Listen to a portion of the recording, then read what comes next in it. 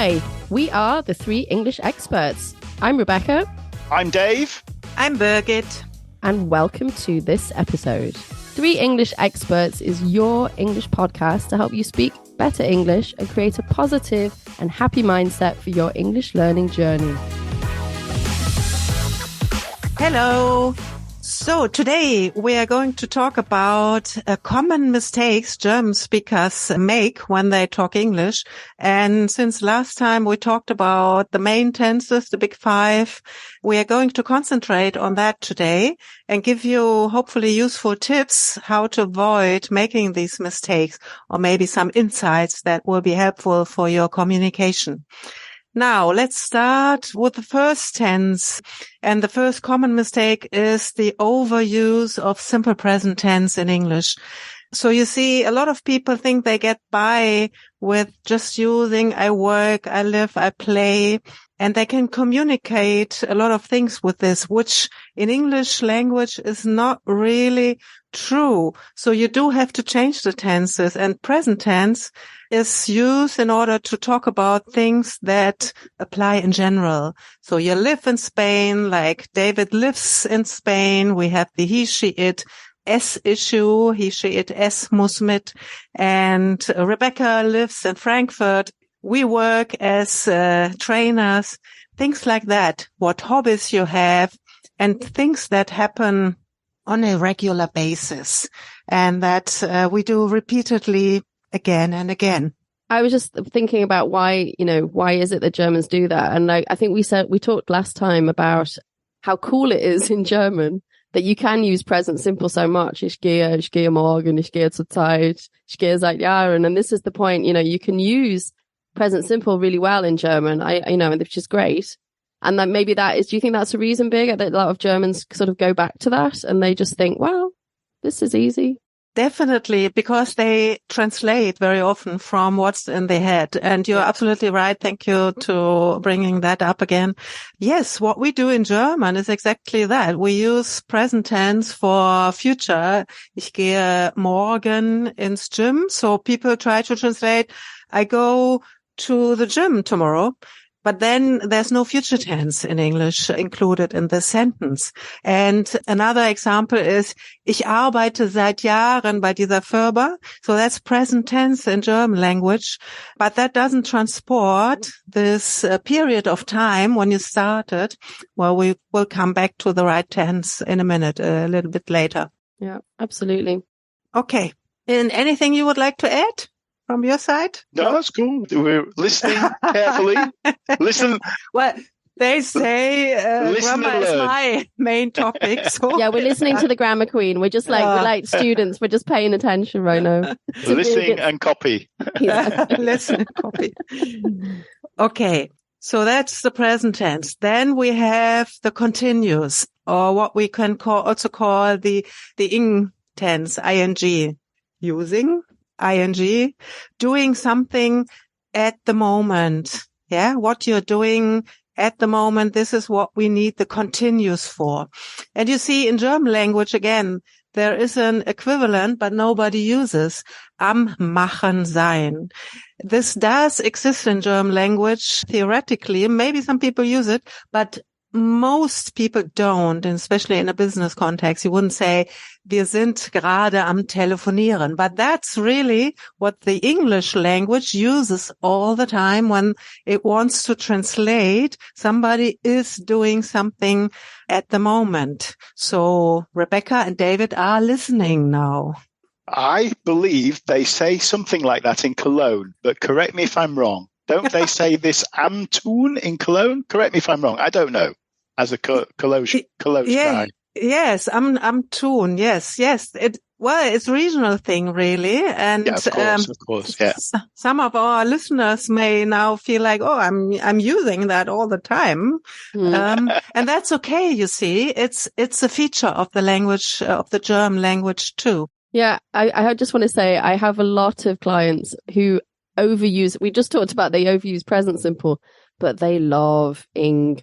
I am doing, I am working, I am living, I am, and I'm like, why are you inging everything? And I think this is because they don't use it in German. Like the machen thing, I don't think I've ever used that in my life in German, to be honest. I think now you said it, it makes sense, but I don't think I would ever say that. And so they kind of love ing. I'm like, calm down with the ing. So they tend to like overuse it. Once they learn it, they kind of overuse it as well. So that's right. I think and what's interesting, I even like have really high level students, like really, really good, but Absolutely. They still mix up. Yeah.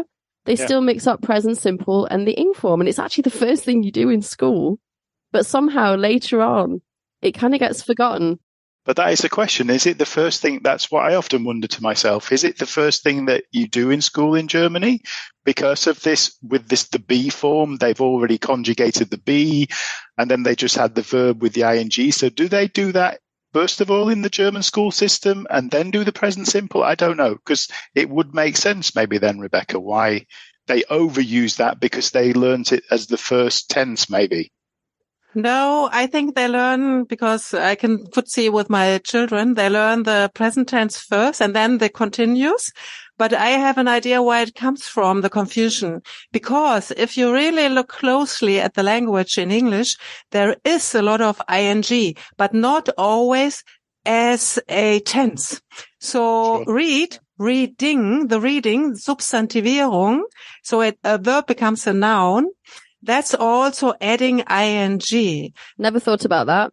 And the gerund construction, so I'm looking forward to hearing from you, again, is using a lot of ing. So I believe there's a lot of ing usage in English language, but people don't know why, and they try to copy, and they get it wrong. I think that's an absolutely really good point. It really makes sense, because because often I say, why are you using the ing? And they go, well, I just think it sounds nice, you know? And I think, and that's maybe you're right. So they just hear it often, but they're not really thinking about when to use it. That makes loads of sense. So as a concrete example, when we want to say where you work or where you live, it is the present simple because it doesn't change. It's like a fact. Yeah. I work, I live, not I'm living or I'm working.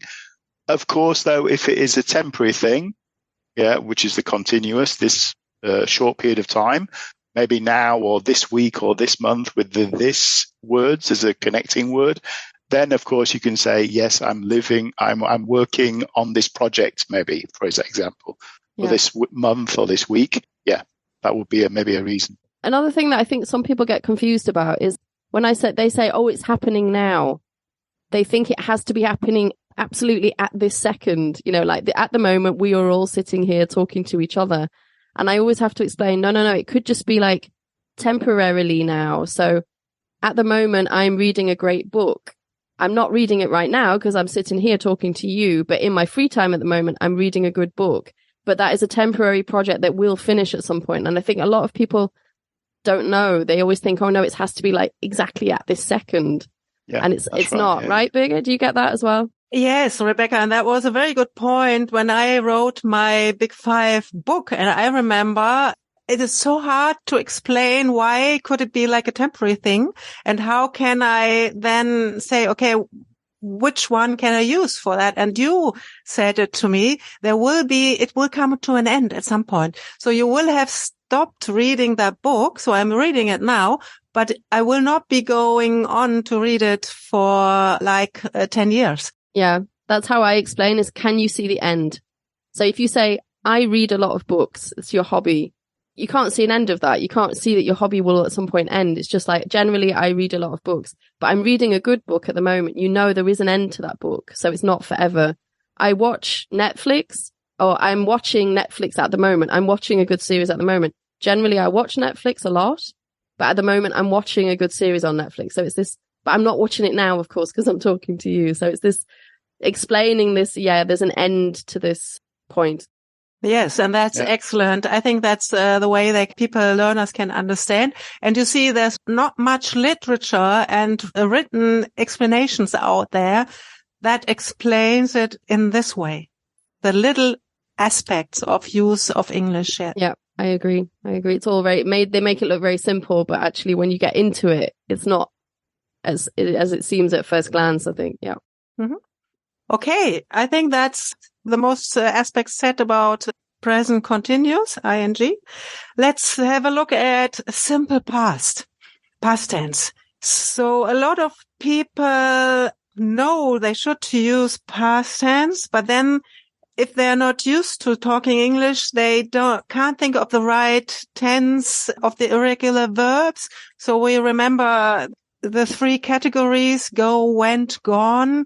It's always the second option you need if you talk about the past tense. That's sometimes an issue here. And it's got to be finished, your activity. It needs to be happened. It happened in the past at a point. Could be 5 minutes ago. It could be a year ago when you were little. So we need to be clear about that. Everything that's finished needs to be communicated in the past tense. Yeah, I think also signal words are a good example for this. So when you have like ago or yesterday or last night, that, you know, then you've got a clear finished time as well. It's a finished time in the past. Yeah. And of course, the issue here is the separation from our next topic is present perfect tense. The most difficult tense for German learners. As I said, we don't have this concept in German language. Ich arbeite seit Jahren für diesen Arbeitgeber. So you can't really, well, we shouldn't say I work for him since. So whenever you use since and for, there should be an alarm going on. You have to use a different tense here, and that's present perfect. I have worked or I have been working. And to make it worse, we have 2 different types. We have the continuous and we have the simple. And that's where things starting to get complicated. That's a very common mistake people make when they learn. Yeah. So have you got a tip for them, Rebecca? What do you don't know, but I know I spend a lot of my time teaching present perfect.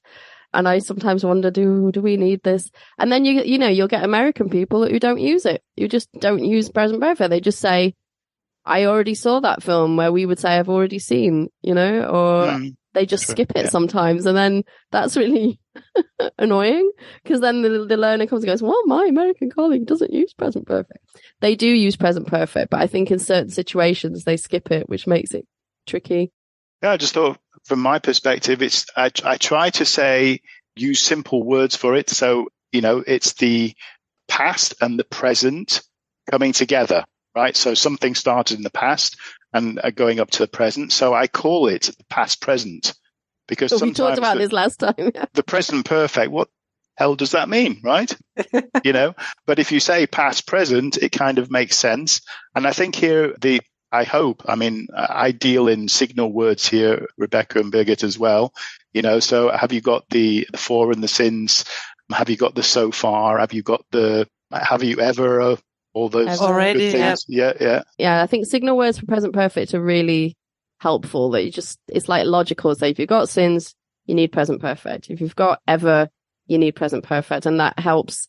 You know, but again, we talked about this last time, this naming, you know, present perfect, you know, for so many people, it's like, ugh, what does that even mean?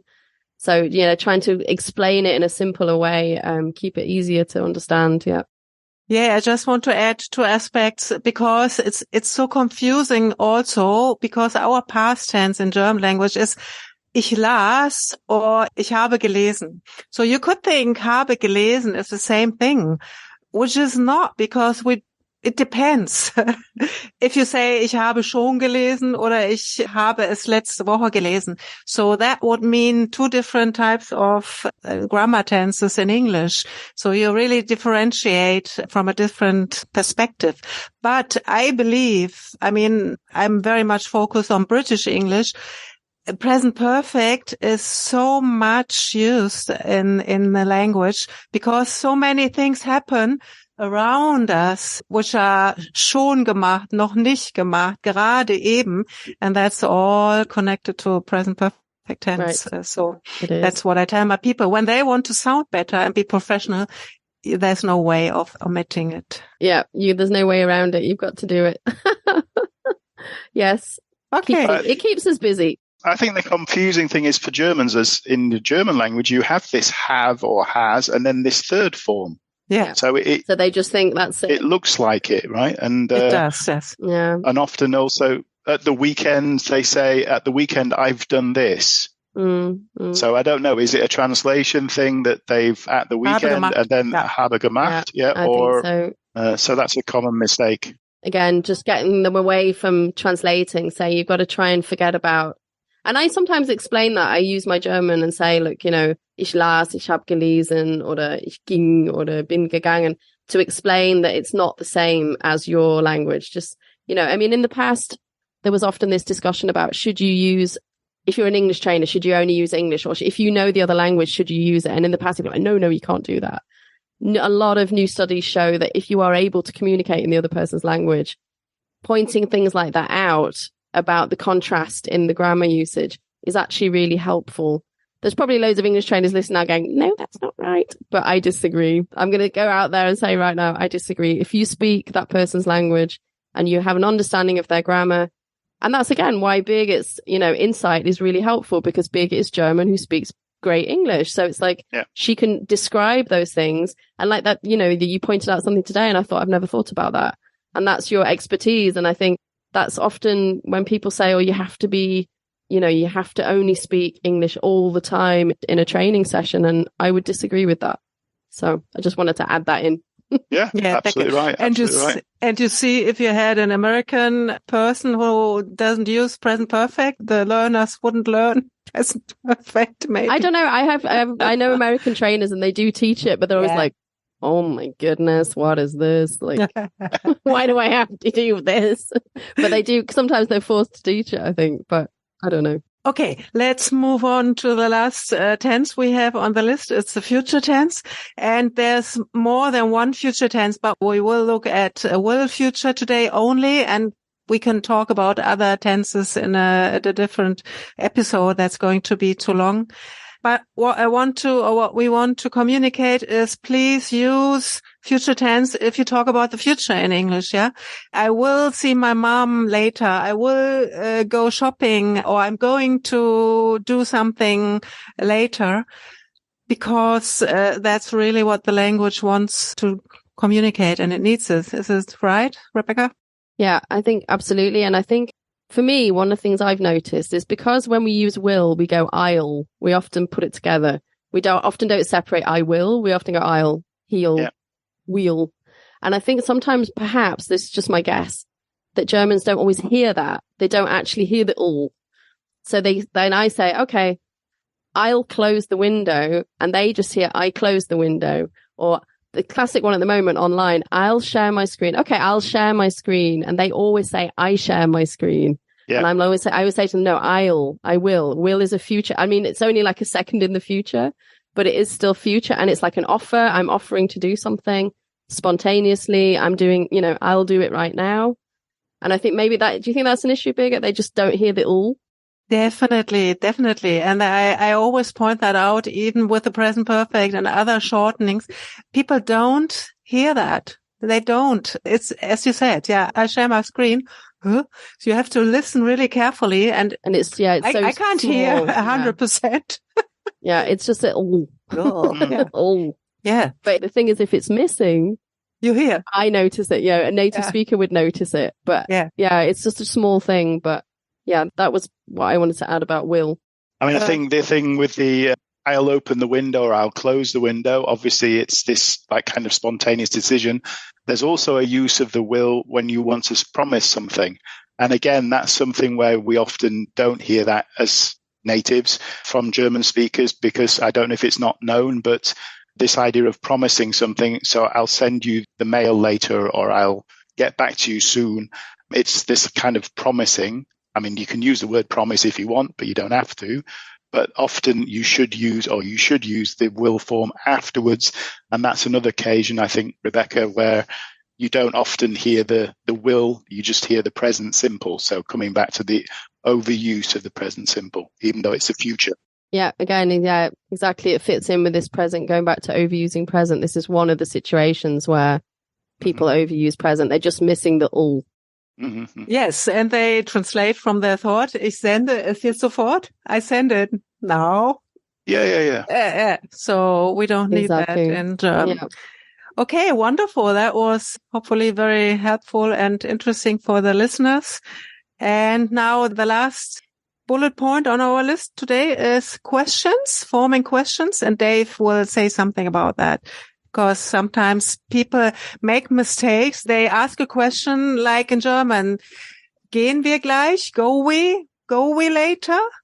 Yeah. So that doesn't work in English very often. Yeah, I have to say, I think forming questions for so many people is really, I don't know, and I spend a lot of time on it, but people, I don't know, forming questions creates a lot of difficulty for people. So I think Dave's got a nice little system that he uses, right? Well, I hope so. I mean, but you're right. It's something that maybe again, like with the past tense, I talked about it earlier. Maybe it's just the stress of the moment that they can't quickly think of the question word, and so they just miss it out, which is okay. But that's basically what I try to use is this sort of 5-finger rule, whereby the thumb, the thumb, the first finger, if you like, the thumb is the what normally. So the question word, what, when, where, why, all this. And then the first finger is the auxiliary verb or the helping verb. So it's whatever the tense is, it changes. So of course, if it's the present continuous, it's the is or are. If it's the, you know what I mean. Then you have the middle finger, which I shouldn't show you, of course, is the person. And then you have the main verb. And then you have, and this is where I always say the signal words at the end. Try to remember the signal words according to the actual the tense, and that maybe helps you to remember. I've got a little drawing on this. I'll put this in the show notes later, so you can have a look at it. It's drawn by my son, so I hope you'll appreciate that. Yes, thank you, Dave. That's brilliant. Okay, so that were quite a few common mistakes German speakers make, and that was our intention to point to a few of them and talk about them. Hopefully you enjoyed that. So next time we're going to talk about how to find opportunities to speak, really, because this is interesting. Where can you find a sparring partner, opportunities, and get more confidence in your speaking practice? Hopefully you'll be listening again. Bye for now. Thanks for listening now. Bye. Bye. Thank you so much for pressing play today. If you have any comments, questions, or perhaps suggestions for future episodes, feel free to contact us at our website, 3englishexperts.com. Have a great day and see you next time.